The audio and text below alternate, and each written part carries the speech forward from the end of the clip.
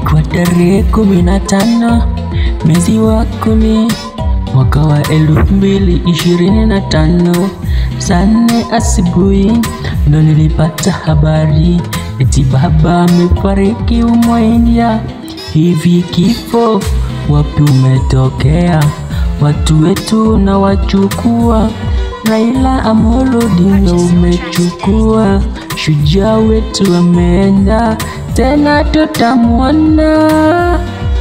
Sawa, safari ni yetu sote. Ni baba wetu wa taifa, ameenda mapema sana bila kutuhaga. Hakuna loenda na kurudi, kama pazuri ama pabaya kwa kila mtu. Uwe tajiri maskini, kwa mchanga utarudi tena. Mie natoa usia tena maombelezi for our father of nation Raila Amolo Odinga. Kifo, kifo, kifo, kwa nini kifo? Kifo, kifo, kifo, kifo, kifo, kifo, kwa nini kifo? Kifo, kifo.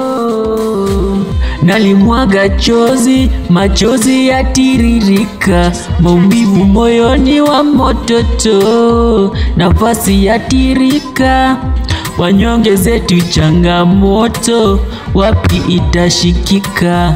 Raila bado ni mdogo, kifo umemteka kwa nini? Akaacha Ida Odinga na watoto wake, tutawaambia nini wa Kenya? Hivi kifo, kifo, kifo umetokea wapi? Kifo, kifo, kifo.